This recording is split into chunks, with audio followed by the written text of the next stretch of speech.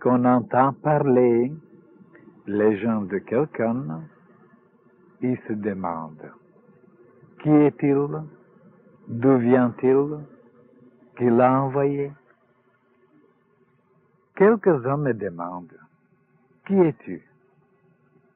Je réponds, si tu es malade, je te dirai qui je suis. Si tu es un disciple, je te dirai qui je suis. Par conséquent, si je suis un médecin et que je peux te guérir, mon savoir est prouvé. Si tu es un élève et que je peux t'instruire, mon travail est opportun. Pour qui est créé le soleil? Le soleil est créé pour celui qui est capable de profiter de sa lumière et de sa chaleur. Ce soleil est créé par Dieu. Si vous n'êtes pas capable d'utiliser sa lumière et sa chaleur, il n'est pas fait pour vous. Souvenez-vous, il n'existe qu'un seul maître dans le monde. Si vous voulez profiter de sa bénédiction, gardez son nom saintement dans votre intellect, dans votre cœur et dans votre âme. Cela doit être l'idéal de l'âme humaine. Un seul Dieu existe dans le monde dont il ne faut jamais douter. Ne doutez pas de son amour pour vous. Les hommes en doutent parce qu'ils réclament de lui plus que ce que cet amour peut leur donner dans telle ou telle circonstance. L'amour de Dieu est la mesure unique qui mesure les choses et fait distinguer le bien du mal. Si vous appliquez cet amour dans votre vie, vous aurez tout ce que vous désirez. Le sachant, soyez attentifs à vos désirs, car tous les désirs bons ou mauvais se réalisent. Quelle douceur dans l'atmosphère, n'est-ce pas? Ah, quelle sérénité, quel calme, quelle pureté, c'est formidable. Alors les gens veulent prendre des bains, vous comprenez, dans des baignoires. Ça ne peut pas se comparer avec le bain qu'on fait ici. Ça, c'est du vrai bain. On se baigne dans cet océan éthérique. C'est du vrai bain.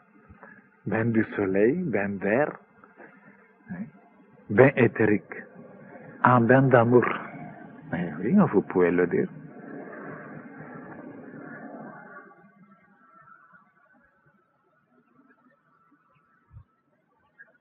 Moi, je sais que on peut prendre des bains, vous comprenez, 3 fois par jour et on sera sale. Si ce sont des bains ordinaires.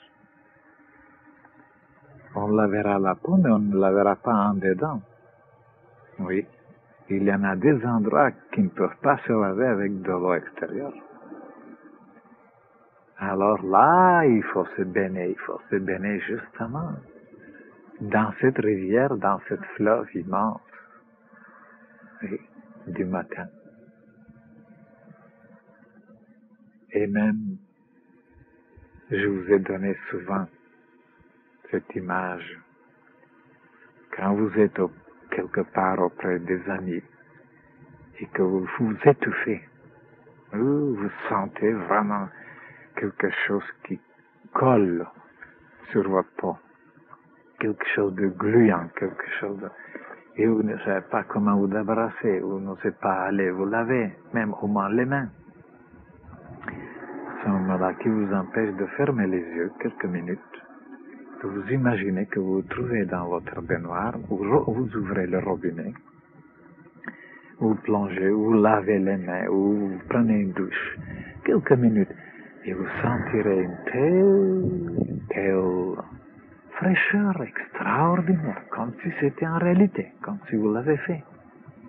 Et si à ce moment-là, vous vous imaginez alors que vous êtes au rocher, et c'est le matin, et les rayons de soleil qui vous effleurent, et alors vous sentez la limpidité de l'air, et les oiseaux qui volent autour de vous, vous regardez le ciel bleu, quelques minutes comme ça, une imagination, Et vous nagez dans cette pureté et vous vous sentirez tout de suite lavé, nettoyé, comme si des vêtements sales, dégoûtants s'en vont.